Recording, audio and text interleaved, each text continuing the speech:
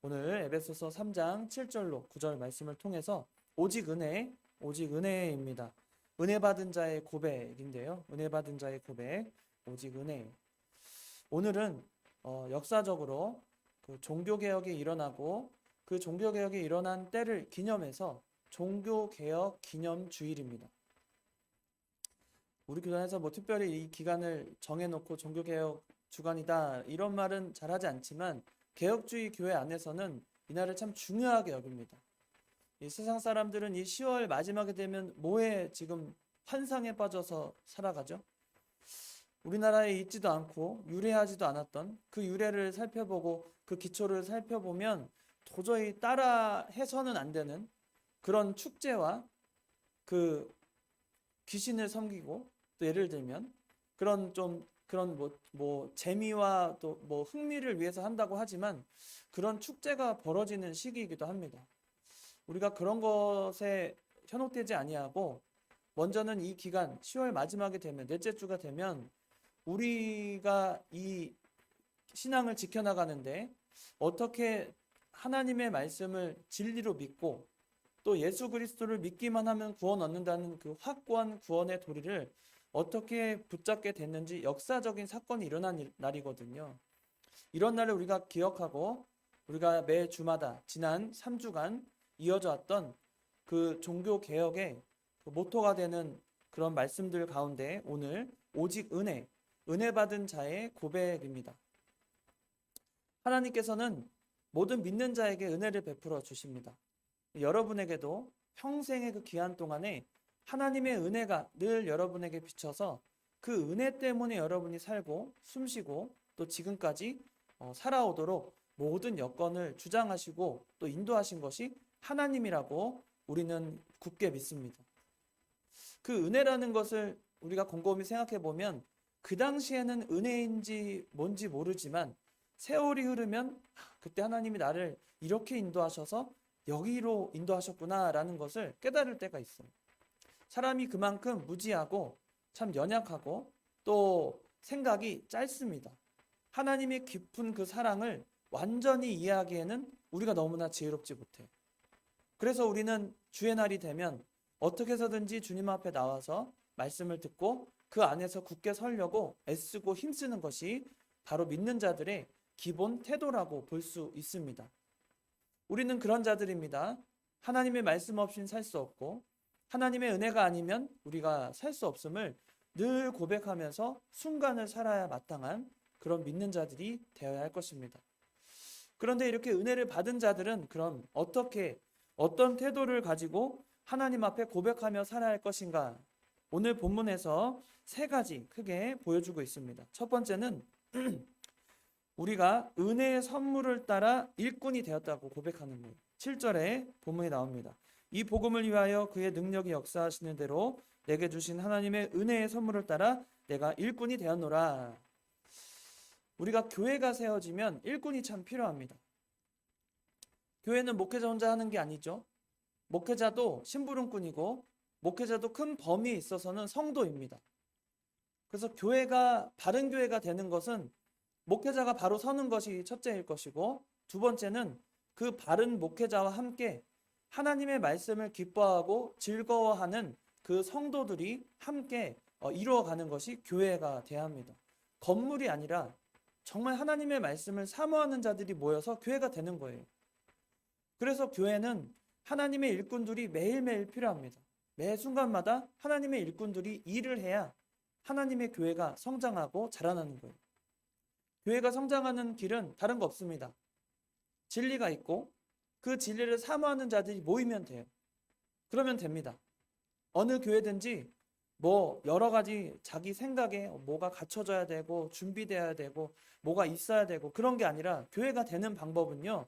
하나님의 말씀이 있고 그 말씀을 사모하는 사람들이 모이면 돼요. 우리 교회도 그런 교회가 되기를 원합니다.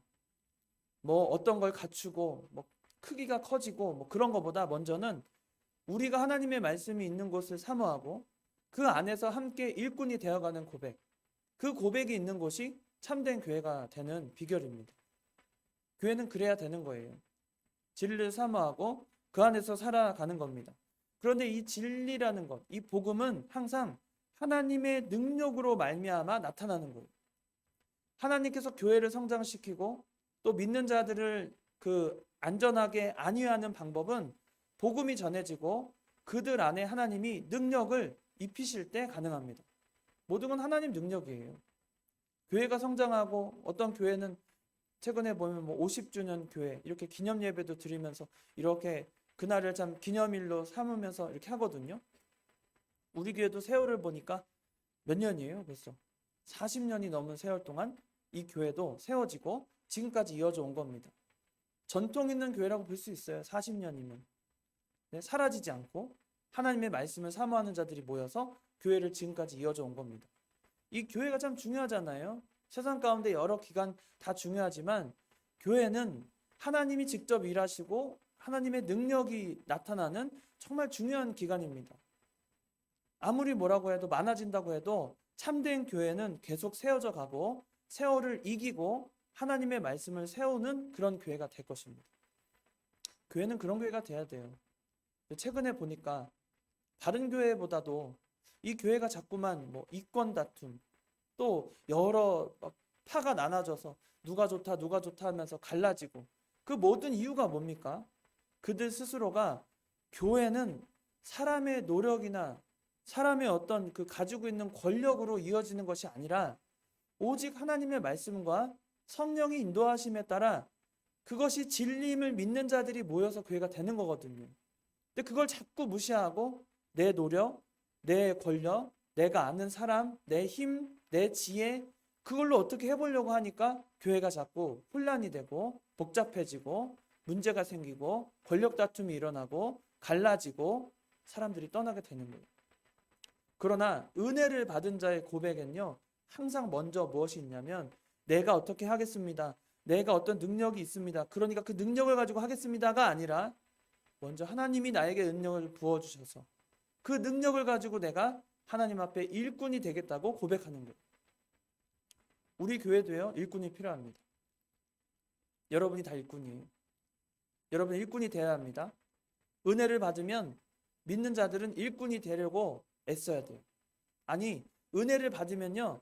일꾼이 되려고 애쓰지 않아도 일꾼이 스스로 일꾼이 되려고 하는 마음이 생기는 거예요. 스스로 생겨요.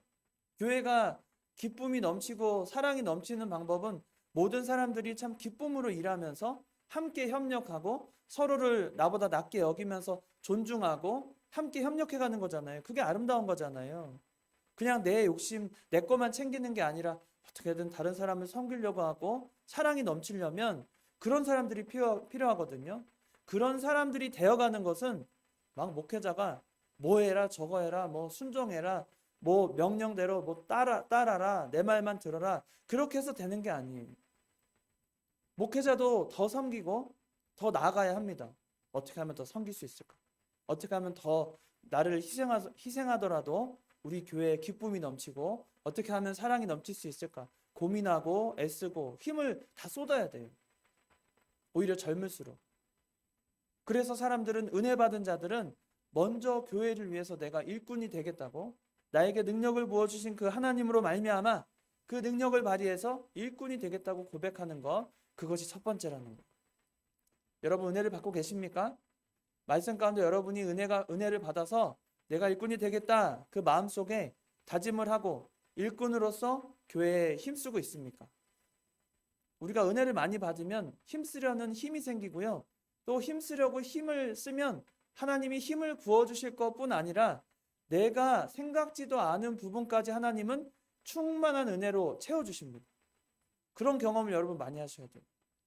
내가 생각지도 않았는데 나는 하나님을 위해서 그 영광을 위해서 교회에 힘쓰고자 애썼는데 하나님이 내 삶을 윤택하게 하시고 내가 해결하지 못한 문제들을 해결해 주시고 넘치는 은혜로 나와 함께 하시는구나. 그걸 여러분 경험 많이 하셔야 돼요. 그래야 우리가 든든하게 그 든든한 내 후광이 있는 거예요. 우리 후광 중요하지 않고 내 하나님의 은혜가 중요하지만 우리의 후광은 뭐예요? 하나님의 은혜예요. 하나님의 은혜가 나를 붙잡고 나를 살리면 내가 하지도 못했던 내가 생각하지 못했던 일들을 하나님이 하게 만드십니다. 그래서 교회가 되는 거예요. 교회는 그렇게 나가는 거예요. 그냥 어떤 내가 가지고 있는 것을 어떻게 해보겠다고 하면 교회가 안 돼요. 삐걱대요.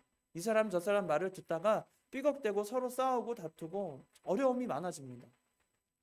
참된 교회는요, 하나님의 은혜를 바라면서 하나님이 주신 은혜를 기대하면서 하나님이 주신 은혜를 가지고 내가 일꾼이 되어 일해 나가는 거예요. 그게 첫 번째 은혜를 받은 자의 고백이 되어야 합니다.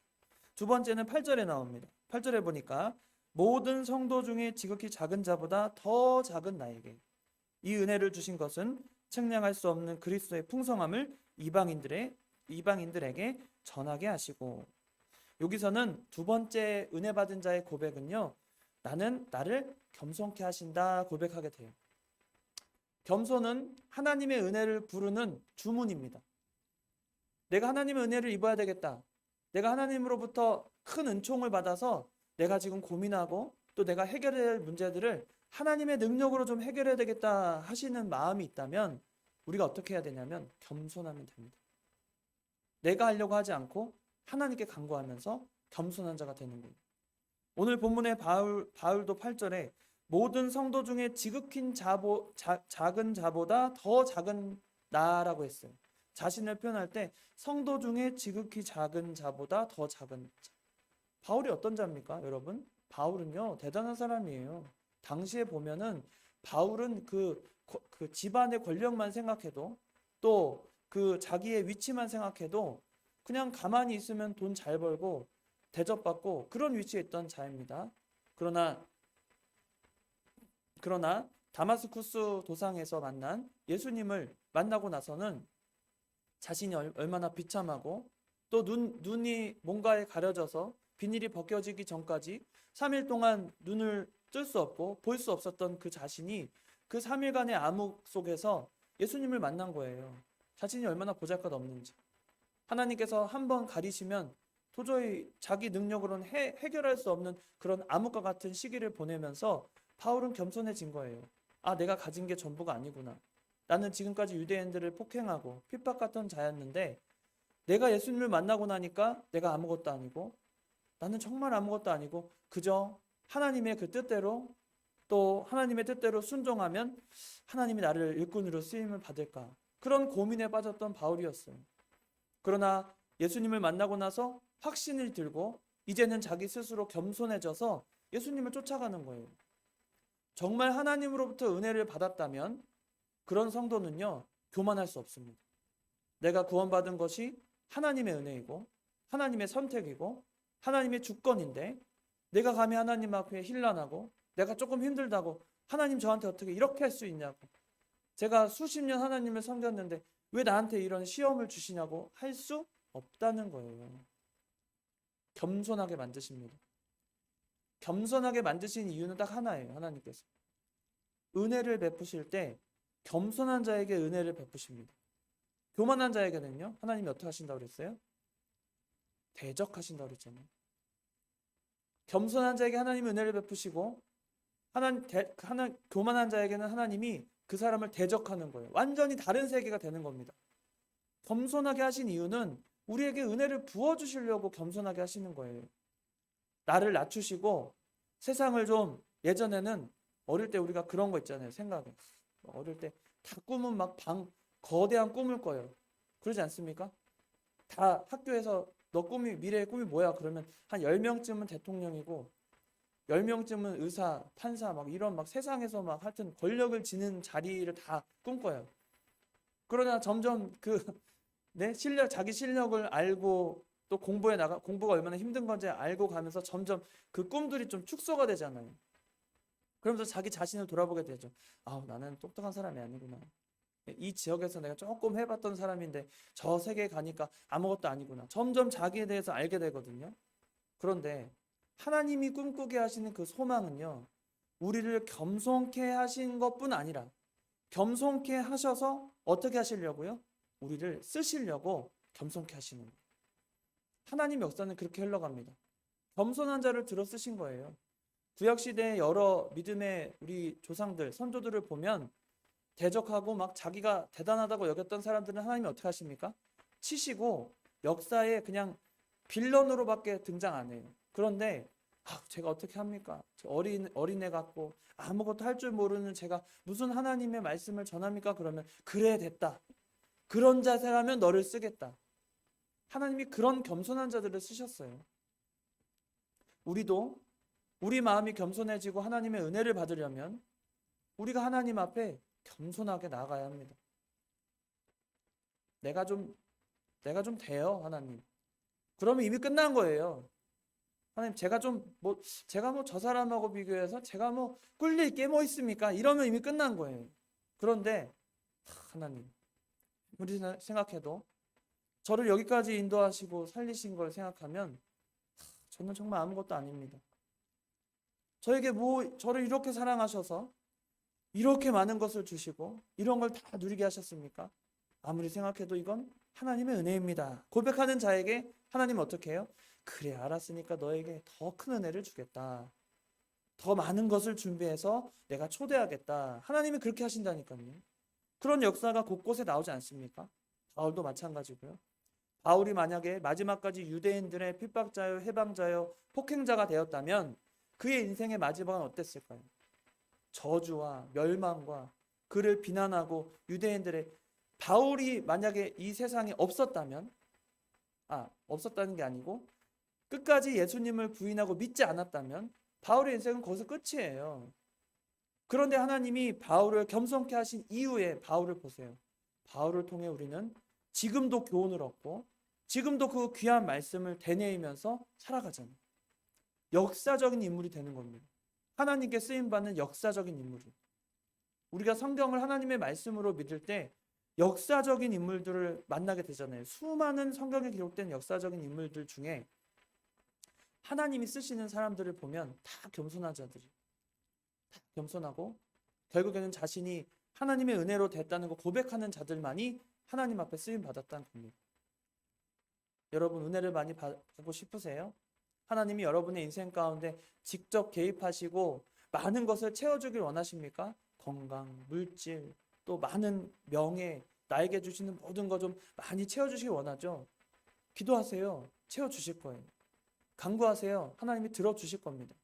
그런데 그럴 때 간구하는 나는 어떻게 해야 되냐면 하나님 앞에 겸손해야 된다는 거예요. 내가 좀 대단하니까 하나님이 나를 쓰시는구나가 아니라 내가 아무것도 아니니까 하나님이 나를 세우시고 나를 통해 하나님의 역사를 이루어 가신다는 그 경험을 역사적인 인물, 하나님이 쓰게 하시는 역사적인 인물이 다 되시길 바랍니다. 여러분 인생 하나하나에 여러분은 하나님이 쓰시는 역사적인 인물이 되는 거예요. 믿음을 쓰면, 겸손해지면, 은혜를 체험하면 여러분은 하나님이 쓰시는 역사적인 여러분 인생에서 역사적인 인물이 될 수 있는 거예요. 우리가 겸손할 때. 생각해 보세요. 우리가 겸손할 수밖에 없어요. 이 교회가 세워질 때 처음부터요. 생각해 보세요. 우리가 얼마나 애쓰고 힘썼으면 교회가 세워졌나. 내가 이 교회 세우려고 얼마를 보탰고 아니면 내가 초창기 멤버고 뭐 교회 세워질 때 내가 어떤 일을 했고 그런 걸 다 내세우기보다 이 교회가 세워지고 지금까지 이 세월을 이겨내고 하나님 앞에 경건하고 바른 교회로 세움을 받았다는 것은 여러분 나 하나의 노력이 아니라 하나님이 나를 그렇게 쓰임받게 하셨던 그 겸손에 있다니까요. 여러분 정말 은총을 받고 싶고 하나님의 은혜를 내 인생에 가득 채워서 정말 복받는 인생을 살고 싶잖아요. 그러면 우리가 겸손해지면 돼요. 하나님 앞 겸손하게 하나님 말씀이 옳습니다. 제가 한 것이 아니라 하나님이 해주셨으니까 여기까지 왔습니다. 그런 고백을 여러분 잊지 마시기 바랍니다. 여러분이 지금 하는 모든 일 가운데 하나님의 은혜가 서려 있어요. 고백하셔야 돼요. 하나님이 해주셨구나. 내가 이거 지금까지 할 수 있는 거 하나님이 다 하셨구나. 내가 지금 있는 자리를 여러분 귀하게 여기시고 이 자리까지 하나님이 인도하신 그 은혜를 여러분 잊지 마시기 바랍니다. 하나님 앞에 우리는 겸손할 수밖에 없어요. 이 세상을 창조하시고 나를 창조하신 하나님 앞에 내가 교만할 수 있는 게 뭐가 있나요? 하나라도 없어요. 교만할 수 없습니다. 나에게 맡겨주신 이 모든 환경에 우리는 겸손한 자세로 주님 앞에 나가야 할 것입니다. 겸손하게 하는 자를 들어 쓰시는 거예요. 이게 두 번째입니다. 세 번째는 하나님의 비밀의 경륜이 드러나게 하시는 9절에 영원부터 만물을 창조하신 하나님 속에 감추어졌던 비밀의 경륜이 어떠한 것을 드러내게 하려 하심이라 했습니다. 창조주 하나님을 고백하게 돼요. 먼저는 하나님의 창조를, 이 모든 세상 만물을 창조하신 하나님이라고 고백하면 그 안에는요, 여러분, 굉장한 그 깨달음이 있는 겁니다. 그냥 사람들이 만들어가고 이끌어가는 세상이 아니라 하나님이 이끌어가심을 고백하게 되는 거예요. 누구 하나도 아무리 권력 있고 돈이 많은 자라도 이 세상을 이끌어가는 자는 없습니다. 상상이 안 되거든요. 앞을 내다볼 수 없어요. 사람이 뭐 다 대단한 것처럼 지식이 있는 것처럼 말하지만 세상에 그 어떤 권력을 가진 자라도 자기 마음대로 세상을 쥐었다 폈다 할 수 없어요. 아무리 미국 대통령이라도요. 혼자 뭐가 되든가요? 혼자 뭐가 돼요? 다른 나라와 협조하지 않고 협력하지 않으면 뭐가 되든가요? 자기가 막 어떻게든 기득권을 가지려고 애쓰지만 그게 그렇게 쉬운 게 아니에요. 그런데 세상을 만드신 하나님을 생각해 보면 하나님은 주권을 가지고 이 세상을 만드셨고 지금도 이끌어 가시는 거예요. 자연 만물이요. 우리가 모르는 그 순간에 자연 만물은 계속 변화하고 정화하고 생태계를 유지하려고 했습니다. 요즘에 그런 얘기 제가 들었어요. 우리나라에 황소개구리가 사라진대요. 들어보셨어요? 옛날에는 황소개구리가 어떤 종이었어요? 생태계 교란종이라고 그래가지고 막 잡아서 죽이고 막 해야 된다고 그랬잖아요. 근데 그 말을 하고 3년이 지난 후에 황소개구리 개체 수가 아주 안정적으로 줄어들었대요. 왜 그런지 아세요? 저도 이제 그 생물학자 뭐 이야기가 이렇게 참조한 사람 얘기를 들어보니까 뭐냐면 처음에 이 새들이 와서 황소개구리 그 형태를 보고 먹어도 되는지 한번 고민을 했다는 거예요. 그 기간이 3년이래요. 생태계는. 3년 기간 동안 황소개구리를 먹어도 되는지를 고민했대요. 그리고 이제 그 경험을 쌓는 거예요. 3년 동안 먹어도 되는지. 근데 먹어보니까 오, 살도 많고 몸집이 커서 살도 많고 좋은 거야. 그러니까 황소개구리를 어떻게 하냐면 잡아먹기 시작한 거예요. 그러니까 예전에는 황소개구리 하면 막 뱀도 잡아먹고 막 교란종이라고 막 때려 잡아야 된다고 막 그랬잖아요. 우리는 막 싫어하고 덩치도 크고 막 개구리가. 그런데 지금은 새들이 황소개구리를 이제 잡아먹는 안정기가 됐대요. 그래서 그런 말이 사라졌대요. 황소개구리 잡아서 뭐 생태계 교란종이라고 그런 게 아예 사라졌대요. 하나님은 자연 만물 하나도 우리 환경에서 그 자연 만물 우리는 그게 어떻게 됐는지도 모르고 지나가잖아요. 세월을. 또 사계절이 어떤 변화를 일으키는지 이제 좀 겨울이 되겠구나 싶은 거지. 어떤 변화를 일으키고 어떻게 변해서 자연 만물이 이렇게 사계절 변화를 일으키는지 우리는 알 수 없어요. 그 순간을 항상 인지하지도 못합니다. 그런데 하나님은 그 미생물 하나하나를 주관적으로 역사하셔서 사계절을 만들어 가시고 또 그렇게 생태계가 무너질 때 다시 그 생태계를 보존할 수 있는 그 정화, 스스로 또 생태계를 유지할 수 있는 그 과정을 하나님이 미생물마다 그 하나하나 생물마다 지혜를 주셔서 만들어 가신다는 거예요. 놀랍지 않습니까? 놀랍지 않아요? 옛날에 우리 그 호수에 가면 베스 막 외래종이라고 베스 막 잡아가지고 죽여야 된다고 그랬잖아요. 요즘에 베스도 가물치가 잡아먹는데요. 가물치가 다 잡아먹는데요. 가물치, 메기가 베스도 이제 다 잡아먹는데요. 그래서 그렇게 막 예전처럼 그렇게 막 큰 막 교란종으로 판단이 안 된다는 거예요. 특히 우리나라가 그런 게 좀 강하다고 해요. 생태계가 자연적으로 정화하고 그 생태계 그 모든 관계를 유지하는 데 있어 힘을 가지고 있는 그 나라 중에 우리나라가 좀 강한 그 힘이 있대요. 그런 얘기를 하더라고요. 하나님의 역사입니다. 하나님의 은혜고. 우리가 알지 못하는 부분을 하나님이 역사하는 거 우리가 정말 믿어야 돼요. 여러분 인생에서도 하나님이 여러분 인생에 모르는 부분을 다 역사한다고 믿어야 된다니까요. 그냥 내가 간구하는 것만 하나님이 들어주시는 게 아니라 내가 기도하는 그 제목만 하나님이 들으시는 게 아니라 여러분이 기도하지 않아도 하나님이 여러분을 이어가고 또 여러분의 생을 이어갈 수 있도록 환경을 조정하시는 거 누가 하시냐고요? 하나님이 주권대로 하시는 거예요. 하나님 그 뜻대로. 그러니까 그런 하나님을 믿는 거예요, 우리는. 여러분이 어떻게 자연 만물의 모든 그 섭리를 다 하나님 이것도 들어주시고요. 태양이 제대로 뜨게 해주시고요. 공기가 네, 공기가 23%, 산소가 23%, 이산화탄소 그 비율을 항상 유지해 주시고요. 이런 기도 안 하잖아요. 우리가 그런 기도하면서 살지 않잖아요. 그런데도 불구하고 하나님은 우리가 살 수 있는 환경을 만들어 가시고 우리에게 유익하도록 모든 조건을 하나님이 조절하시고 주장하신다니까요. 그런 하나님을 믿는 겁니다. 천지 만물, 창조주 하나님을 믿는다고 고백하는 것은 이런 의미를 담고 있는 거예요. 그냥 창조 하나님이 창조하셨대 그게 아니라 어릴 때 배웠던 그냥 하나님이 이 만물을 창조하셨대라고 믿는 신앙이 아니라 그 신앙 안에는 하나님이 주권적으로 지금도 역사하시고 우리 삶이 흔들리지 않도록 주장하시는 게 하나님 역사라니까요. 저 바다에 태풍이 어떻게 만들어집니까? 풍랑이 일고 바다의 파도가 넘실거릴 때 어떤 힘이 작용해서 그 수많은 물을 우리 가운데 넘실넘실 거리게 하시고 또 태양이 어느 순간에 뜨고 지고 하는 모든 그 운동의 힘이 도대체 어디에 있느냐. 그 원천을 알 때 우리는 고백할 수밖에 없는 거예요. 하나님이 하셨구나. 하나님이 정말 살아계시는구나. 그렇게 고백할 수밖에 없는 인생이라는 겁니다. 그렇다면 그런 하나님을 믿는다면요, 여러분 인생도요. 하나님이 섭리 가운데 주장하고 계시다는 거예요. 내 생사복을 주관하신 하나님. 그 하나님을 믿는다면 여러분 믿음에 흔들릴 일이 없습니다. 하나님을 의심할 일이 없어지는 거예요.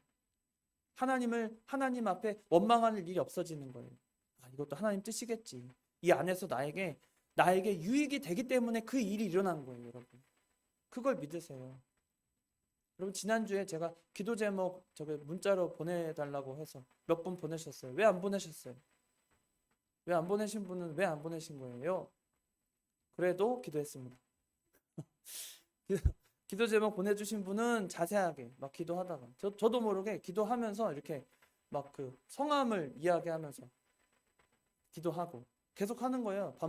식기도 하는데 뭐 밥을 잘 먹겠습니다. 기도를 해야 되는 게 마땅한데 식기도 하는데 무슨 기도가 나오냐면 성도의 이름이 나오는 거예요. 여러분 이름이 나오는 거예요. 기도 제목 주신 분 이름이. 그러니까 때마다 이렇게 누구 권사님, 누구 마하봉의 성도님, 누구 성도님 하면서 그 이름이 나와서 기도를 하게 하시더라고요. 너무 감사하죠? 기도하는 거예요, 계속.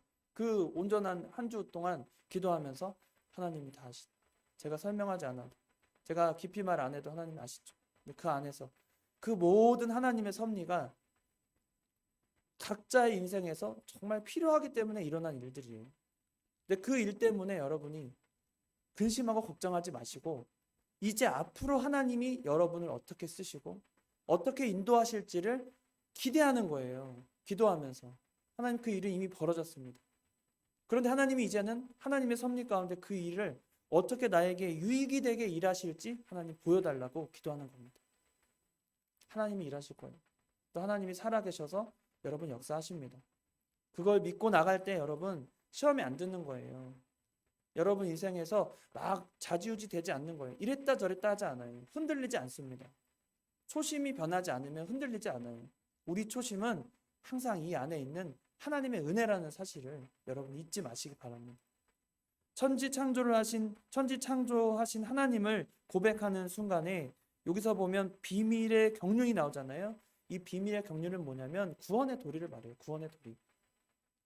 아, 나를 하나님의 자녀로 삼아 주시고 나를 구원하신 이유가 여기에 있구나.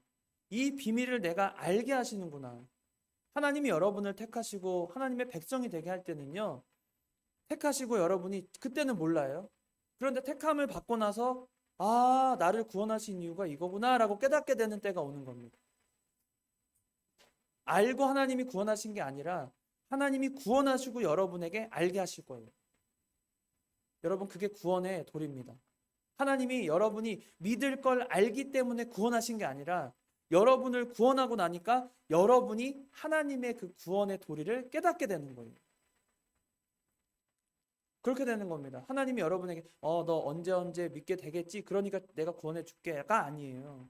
하나님이 여러분을 창세전에 이미 택하셨고 구원하신 계획을 다 세워놓으신 후에 내가 언제 하나님의 백성이 되었는지 모르는 찰나에 하나님은 여러분을 하나님의 뜻대로 구원하셨고 여러분은 그때가 언제인지 모르지만 아, 나를 구원하신 것이 이렇게 기쁜 일이구나.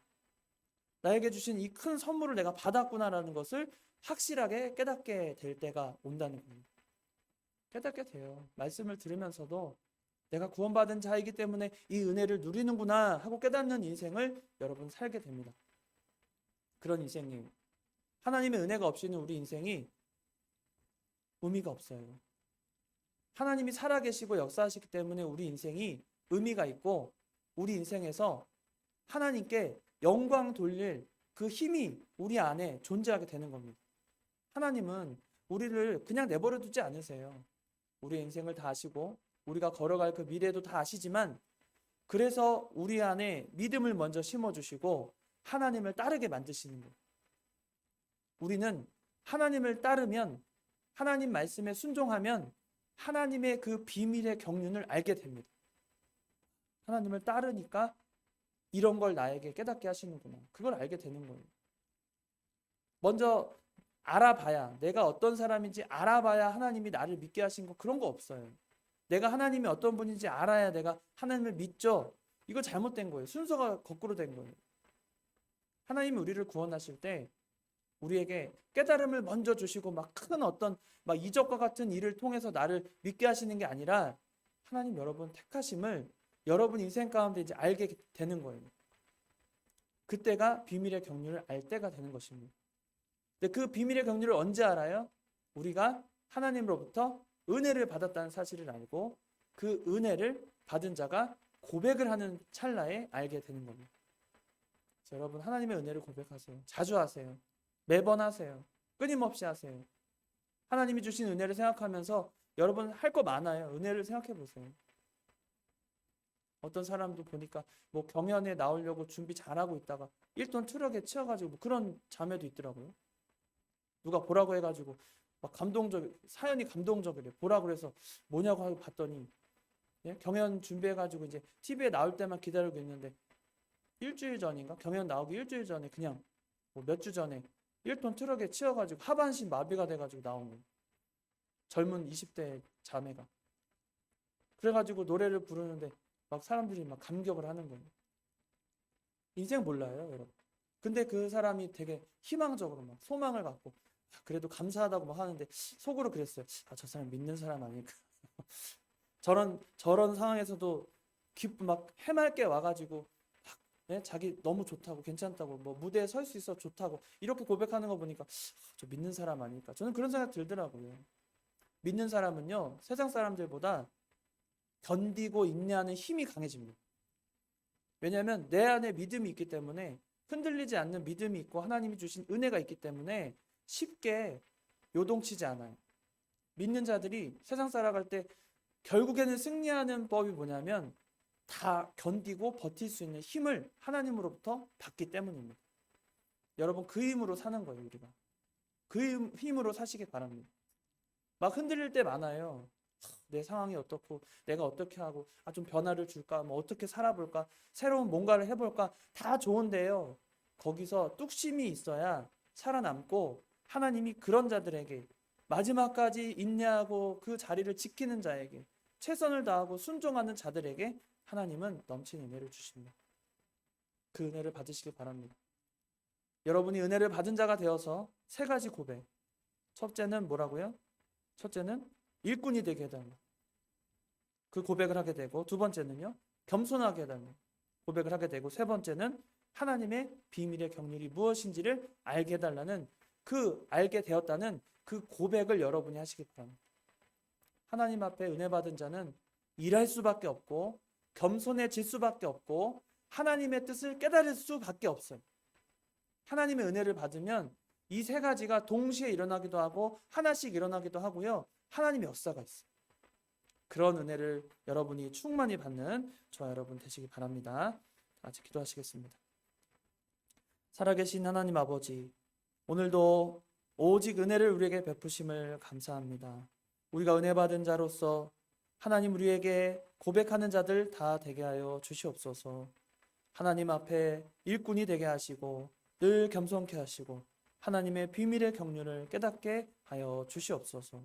우리가 받은 은혜를 가지고 주님 앞에 영광을 돌려드리는 삶을 다 살게 하여 주시옵소서. 거룩하신 예수님의 이름으로 기도드리옵나이다. 아멘.